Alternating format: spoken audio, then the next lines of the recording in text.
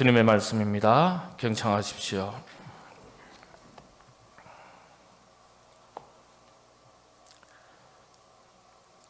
의를 위하여 박해를 받은 자는 복이 있나니 천국이 그들의 것임이라. 아멘. 성경을 가리켜 행복교과서다 그렇게 말합니다. 행복교과서. 그래서 일러주신 말씀대로 행하면 복을 받게 되어 있습니다. 그런데 사람들은요, 참 신기하게도 이것이 복받는 일이다 그렇게 가르쳐 주셔도, 배워도 배운 대로 살지 않습니다. 우리가 머리에 든 대로 살지 않습니다. 다 자기 생각, 자기 고집, 자기 성질대로 삽니다. 그래서 일러주신 말씀으로 산다는 것 참 어렵습니다. 그런데 일러주신 대로 사는 것이 복되고 또 복을 받게 됩니다. 오늘도 하나님 말씀 가운데 깨닫고 실천해서 여러분들이 복을 받고 더욱더 행복해지시기를 바랍니다. 우리나라 지방 사투리 인사말 중에 이런 말이 있습니다. 이런 인사가 있습니다. 욕받습니다. 아시나요? 더 구체적으로 욕받습니다. 욕보셨습니다. 수고하셨고 고생 많이 하셨습니다. 이런 뜻입니다. 고생하고 수고가 많으면 사람도 인정하지만 하나님께서도 인정하십니다. 그래서 믿음의 수고가 귀하고 빛이 나는 법입니다. 복된 일입니다. 주님은 산상수훈에서 바로 이 점에 대해서 오늘 말씀하셨습니다. 그것이 바로 팔복 마지막 8번째 복입니다.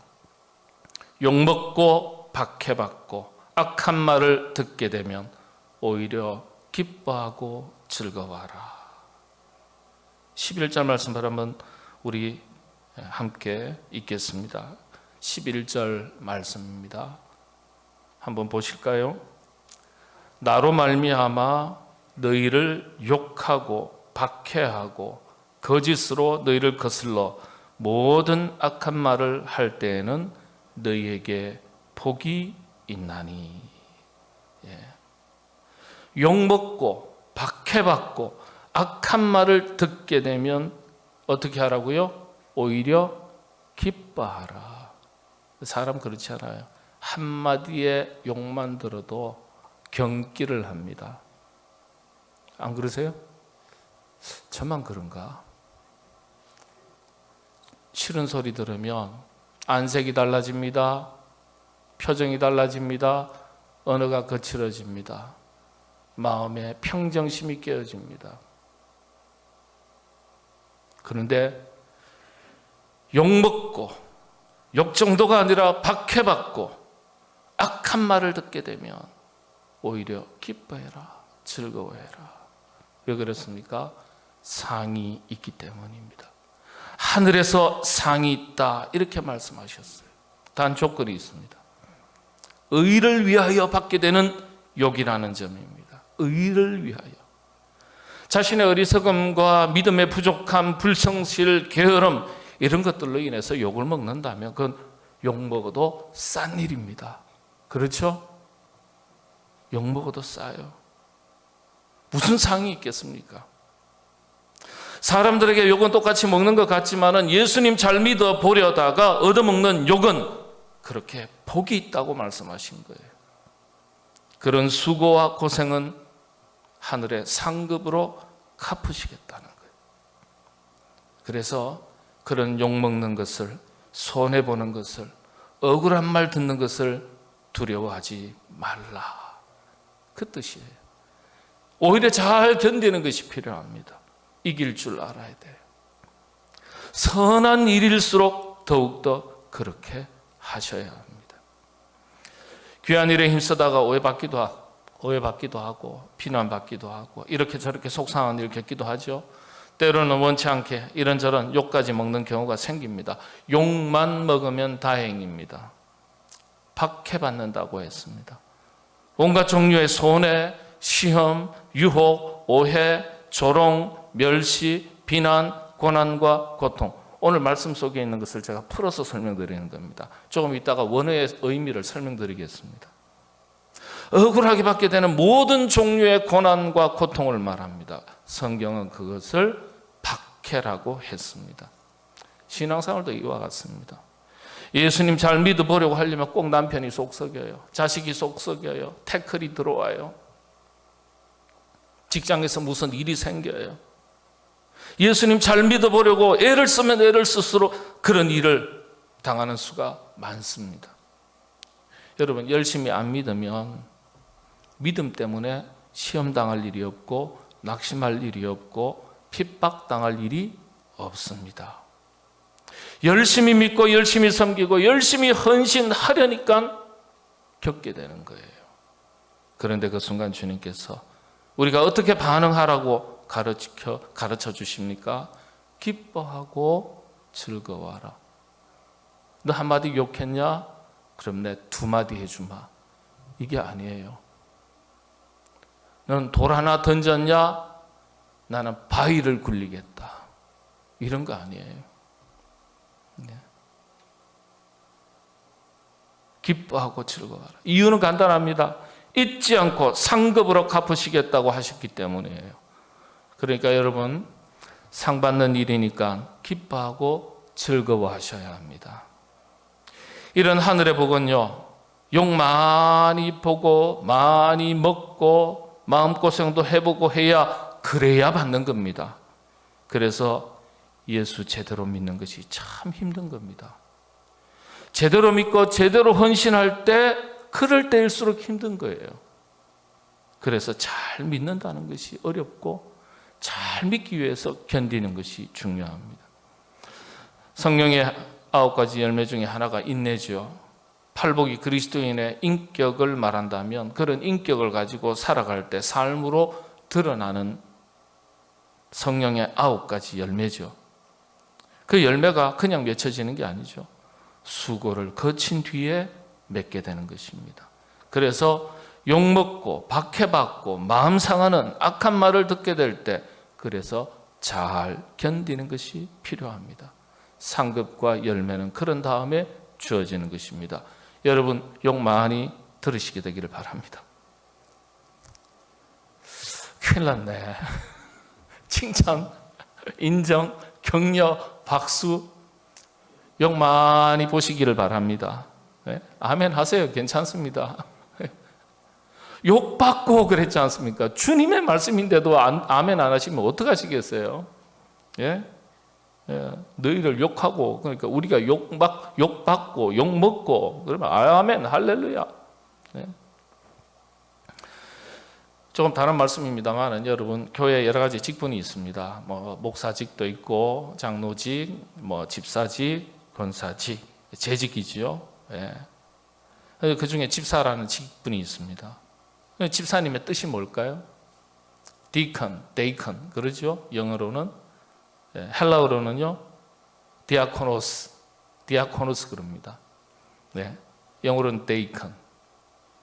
뜻은요 봉사하는 사람, 섬기는 사람, 또 심부름하는 사람, 그런 뜻입니다. 집사라는 이 원래 단어 디아코노스가.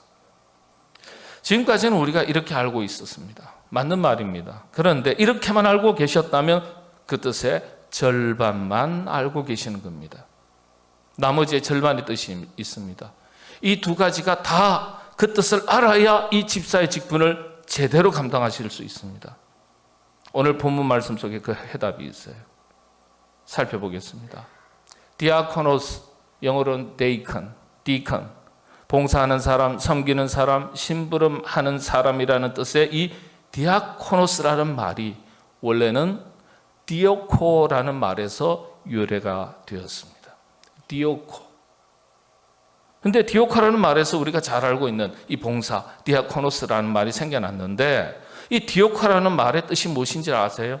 놀랍게도 박해받은 자라는 뜻입니다.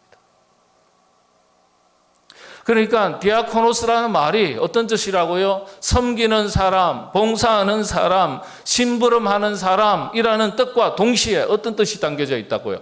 박해받는 사람이라는 뜻이 담겨져 있어요. 디오코라는 뜻이 있어요. 이 단어에서 나온 거예요. 이처럼 집사라는 직분의 이름에 이름이 그런 뜻이 있습니다. 이 사실에 주목할 필요가 있어요.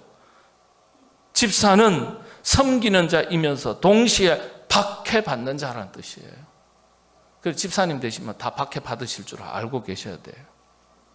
집사님만입니까? 아니요. 하나님으로부터 부름받아 직분을 받아 감당하는 목회자도 그렇고, 교회는 직분을 서로 이름만 달라도 모두가 다 봉사직이에요. 심부름꾼이에요. 일꾼이에요. 섬기는 사람이에요. 그런데 그 의미가 뭐라고요? 박해받는 자라는 거예요.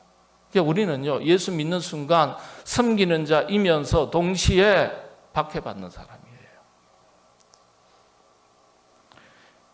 내포하는 의미가 무엇입니까? 복음을 위해서 섬기고 봉사하는 모든 일에는 반드시 박해받는 것과 같은 고난과 고통이 뒤따를 수 있음을 가르쳐 주시는 말씀이에요. 그래서 섬기는 것이 참 어려운 거예요. 잘 섬기면 칭찬받고 인정받고 박수받고 존경받을 줄 알았는데 박해받는다는 거예요. 박해받을 순간이 있다는 거예요. 그래서 어려운 거예요. 교회에서 직분을 맡고 섬기고 봉사하는 일이 그래서 어려운 거예요. 박해받는다는 것, 이와 같은 수고와 아픔, 고난과 고통이 뒤따르기 때문입니다. 섬기고 봉사하는 것이 쉽다면 누군들 못하겠습니까?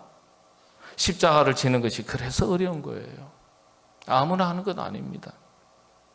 사도 바울이 무엇이라고 고백합니까? 로마서 8장 17절이죠. 자녀이면 또한 상속자 곧 하나님의 상속자여 그리스도와 함께한 상속자니 우리가 그와 함께 영광을 받기 위하여, 그리스도인들을 향하신 말씀이죠. 우리가 그와 함께 영광을 받기 위하여 고난도 함께 받아야 할 것이니라 생각하건대 현재의 고난은 장차 우리에게 나타날 영광과 비교할 수 없도다.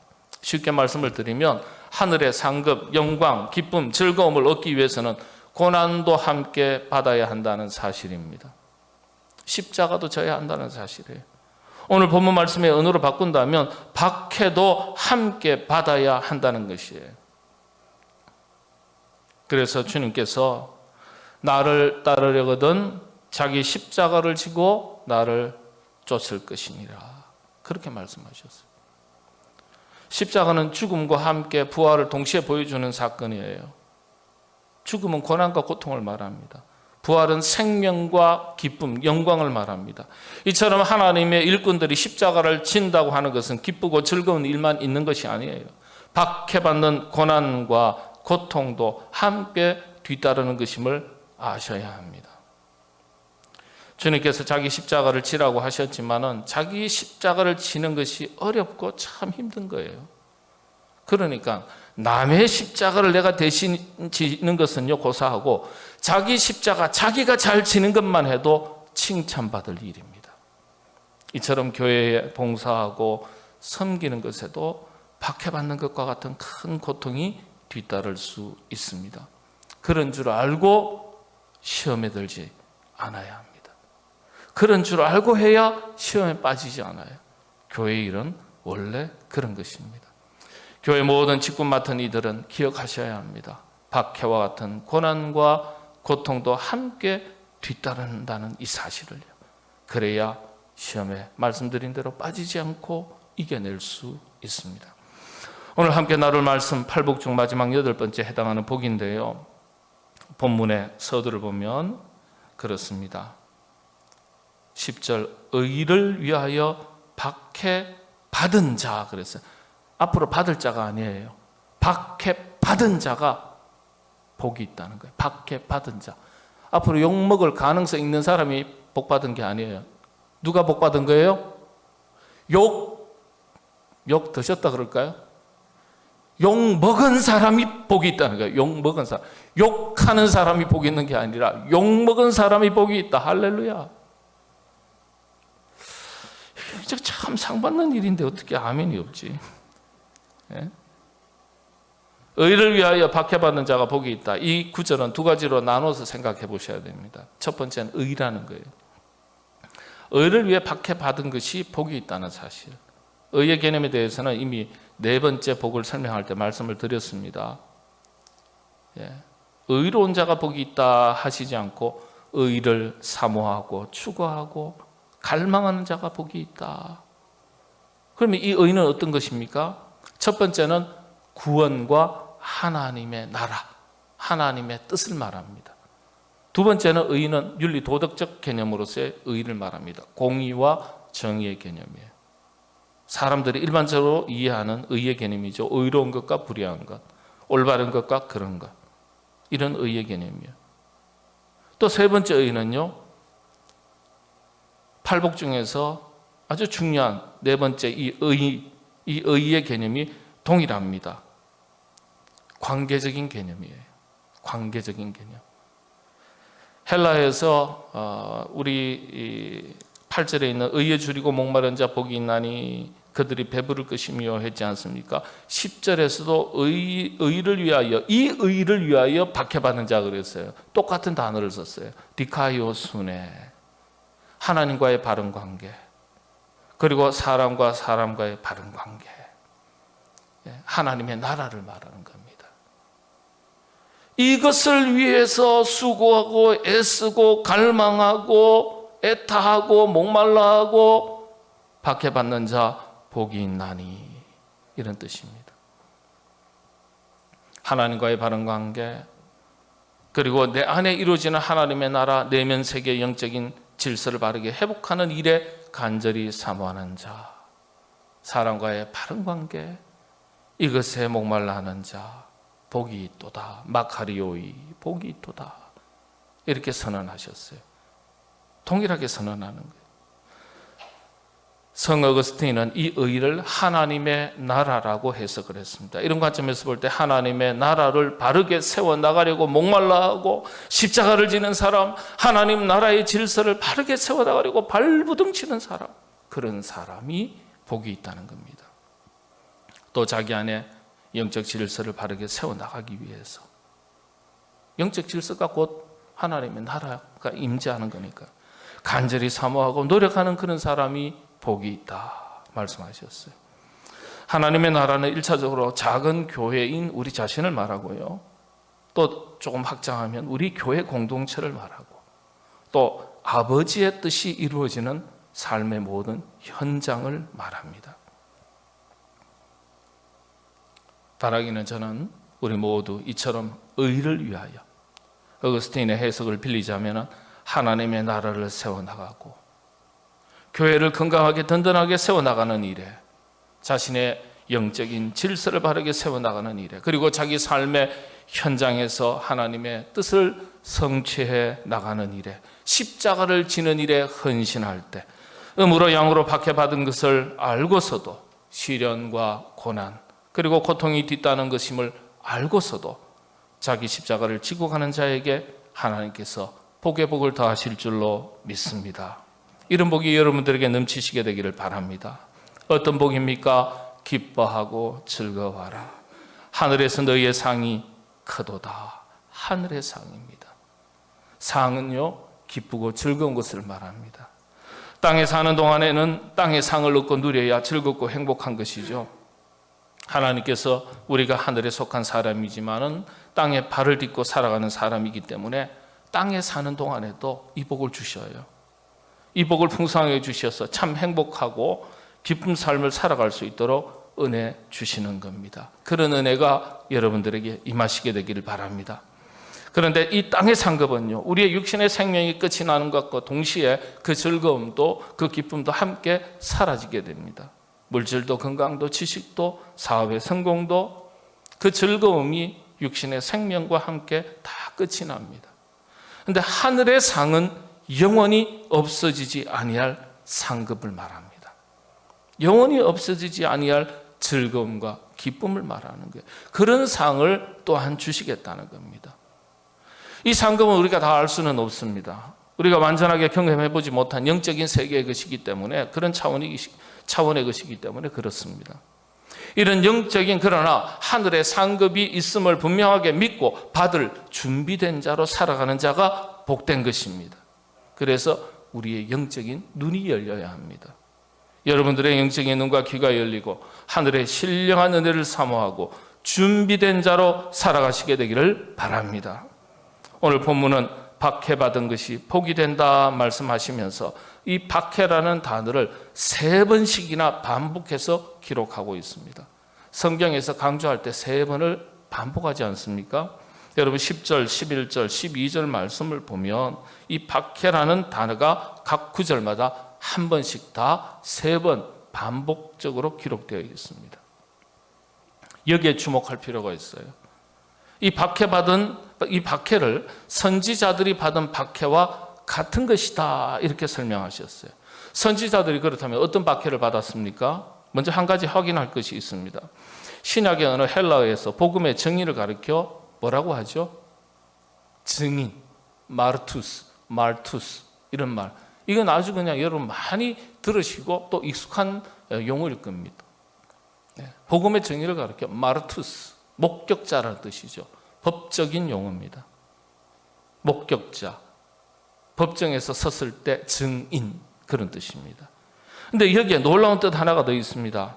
마르투스, 목격자, 증인이라는 뜻과 함께 집사님이라는 뜻이 뭐죠? 디아코노스라는 뜻과 함께 뭐가 있다고 그랬어요? 박해받은 자라는 뜻이 있다고, 디오코라는 뜻이 있다고 그랬어요. 그런데 여러분 복음의 증인, 목격자라는 마르투스라는 이 단어의 뜻에 놀라운 뜻 하나가 더 있습니다. 순교자라는 뜻입니다. 순교자. 그래서 순교자 할 때 마르투스입니다. 복음의 증인할 때 역시 동일하게 사용합니다. 마르투스입니다.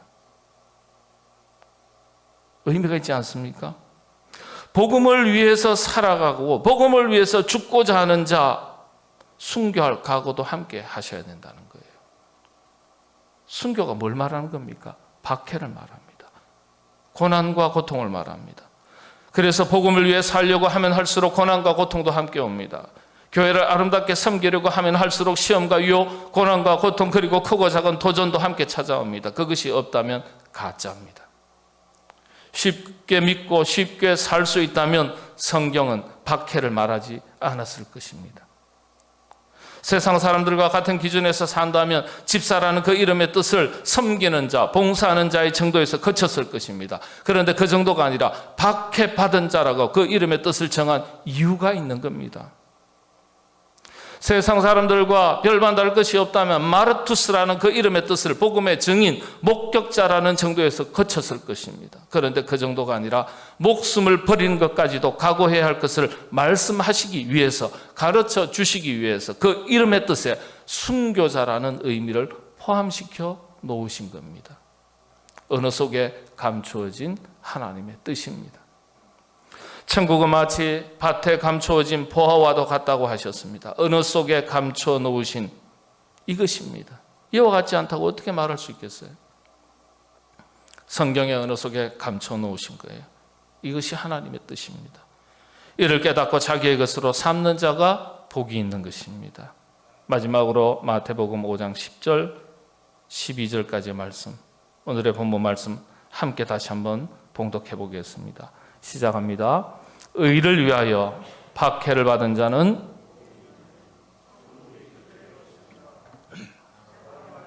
너희를 욕하고 박해하고 거짓으로 너희를 거슬러 모든 악한 말을 할 때에는 너희에게 복이 있나니 기뻐하고 즐거워하라. 하늘에서 너희의 상이 큼이라.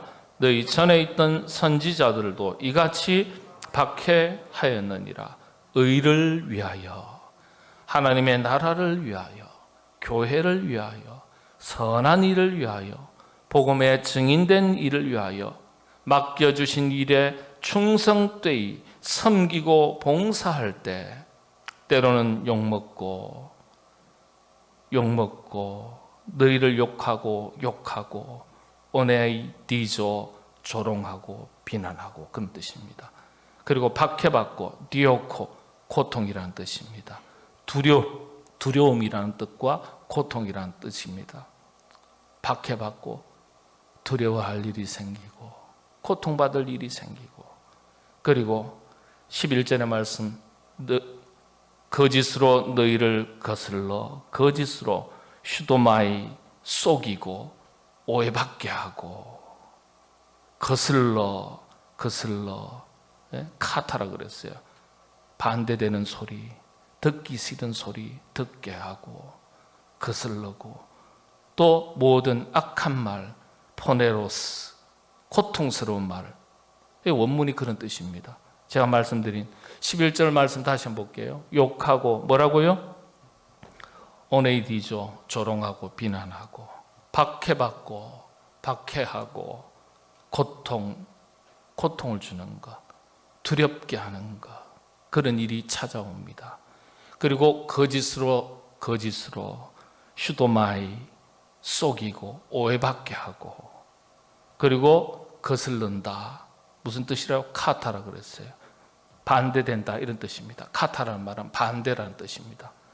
거슬르는 말, 싫은 소리, 반대하는 소리 듣게 하고, 그리고 또 뭐예요? 모든 악한 말, 포네로스, 악한 말, 원문은 고통스러운 말, 아픈 말을 말합니다.